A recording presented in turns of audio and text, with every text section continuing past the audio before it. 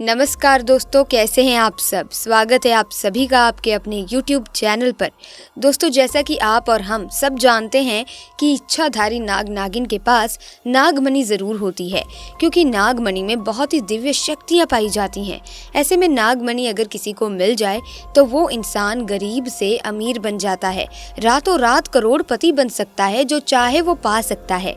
ऐसे में ज़रा सोचिए दोस्तों कि इस नागमणि में कितनी शक्तियाँ होंगी, और अगर ये किसी इंसान के हाथ लग जाए तो वो इंसान बहुत शक्तिशाली हो जाता है, जिससे वो जो चाहे वो कर सकता है। लेकिन दोस्तों, नागमणि कोई साधारण इंसान हासिल नहीं कर सकता। ये केवल इच्छाधारी नाग नागिन को कठिन तपस्या के बाद महादेव से प्राप्त होती है, क्योंकि नाग नागिन महादेव शिव को ही अपना आराध्य मानते हैं और उनकी हजारों वर्षों की कठिन तपस्या से भगवान शिव खुश होकर उन्हें नागमणि देते हैं, जिन्हें इच्छाधारी नाग नागिन को संभाल कर रखना होता है। लेकिन दोस्तों, अगर कोई नागमणि चालाकी से चुरा ले तो उस व्यक्ति के साथ क्या होगा, आइए जानते हैं आज की इस वीडियो में। क्योंकि दोस्तों, तब क्या हुआ जब इच्छाधारी नागिन ने दिया बच्चे को जन्म, परंतु व्यक्ति की एक गलती के कारण, नागमणि चोरी करने के कारण इच्छाधारी नागिन ने उसके साथ जो किया, सुनकर लोगों के होश उड़ गए और आपके भी होश उड़ जाएंगे। तो दोस्तों, इस वीडियो को बिना स्किप किए एंड तक जरूर देखेगा और महादेव के भक्त कमेंट सेक्शन में हर हर महादेव लिखना ना भूलें। दोस्तों, ये चमत्कारी घटना है राजस्थान के एक छोटे से गांव चंदेला गांव की। दरअसल ये घटना घटित हुई चंदेला गांव के मुखिया और वहां के सबसे धनी इंसान अरुण के साथ।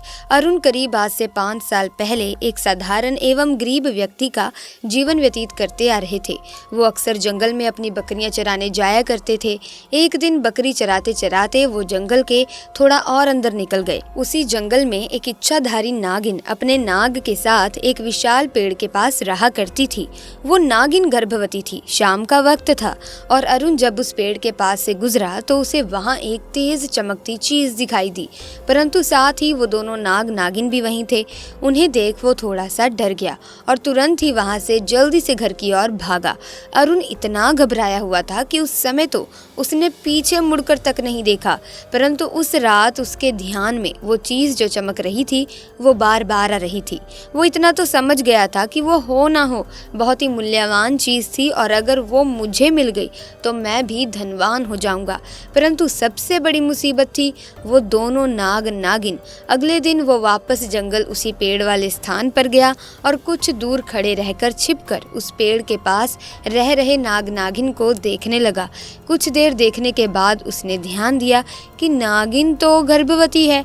वो उस रात घर आकर सोचने लगा कि ये अच्छा मौका होगा, जब नागिन अपने बच्चे को जन्म देगी तभी वो नागमणि चोरी कर लेगा, क्योंकि उस समय नागिन कमजोर होगी, बस नाग को मारना होगा।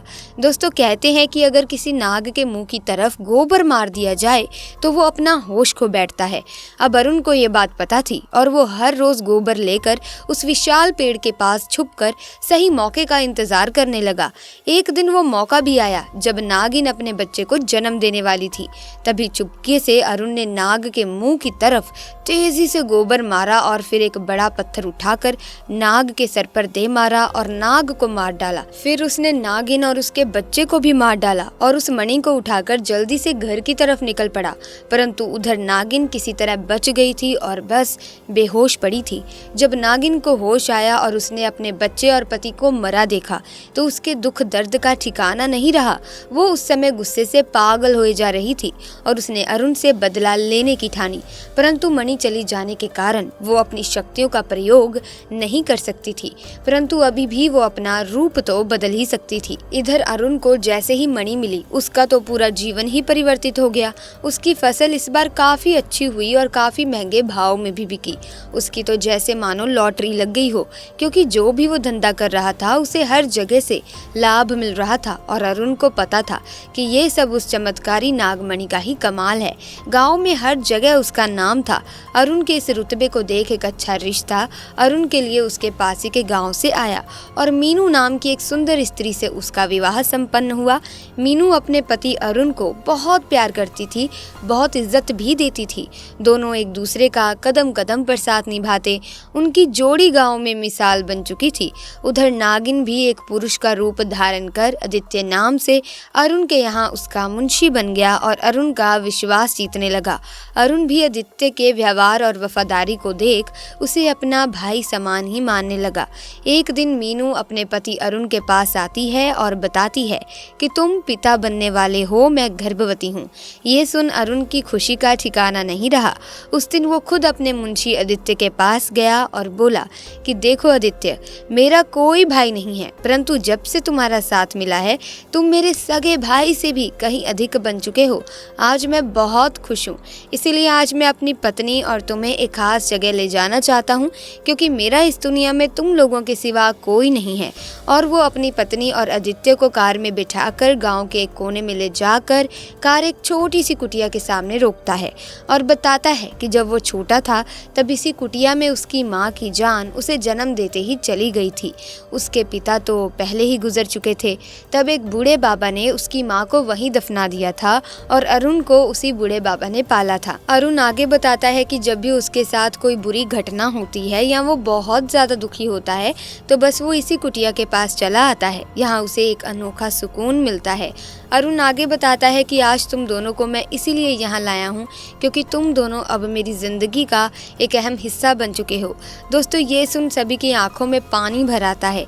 कुछ देर रुकने के बाद जब वे वापस पहाड़ी से होते हुए घर को जाते हैं तो अचानक उनकी गाड़ी पहाड़ी पर एक बड़े पत्थर से टकराती है और गाड़ी को जोर का झटका लगता है, जिसके कारण अरुण तो कार में ही फंसा रहता है, परंतु उसकी पत्नी मीनू पहाड़ से नीचे गिर एक पेड़ पर अटक जाती है और उस पेड़ के ठीक नीचे बहुत ही गहरी खाई थी।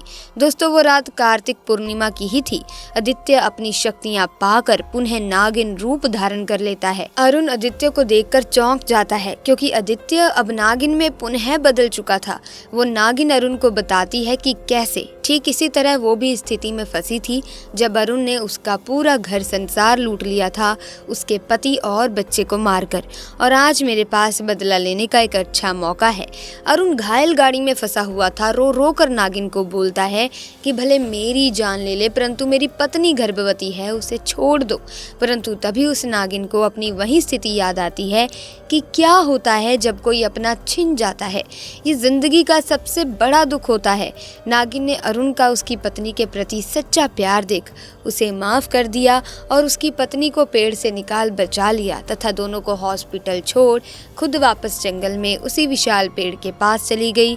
जब अरुण हॉस्पिटल से स्वस्थ होकर अपनी पत्नी के साथ घर वापस लौटा तो उसे अपनी गलती का एहसास हुआ और उसने जाना कि उसने जाने अनजाने में लालच में आकर कितनी बड़ी गलती करी है। वो नागमणि को लेकर उसी विशाल पेड़ के पास गया और उस पेड़ के पास उस नागमणि को रख फूट फूट कर रोने लगा और शाम को घर वापस आ गया। दोस्तों, कभी कभी इंसान लालच में इतनी बड़ी गलती कर बैठता है कि फिर उस गलती को कभी भी ठीक नहीं किया जा सकता और बस अंत में पछतावा ही रह जाता है। आपको ये घटना कैसी लगी कमेंट्स में बताना ना भूलें और अगर अच्छी लगी वीडियो तो वीडियो को लाइक और शेयर भी कर दें और साथ ही चैनल को सब्सक्राइब करके बेल आइकन को प्रेस करें ताकि नए वीडियोस की अपडेट आपको मिलती रहे। आपका बहुत बहुत धन्यवाद।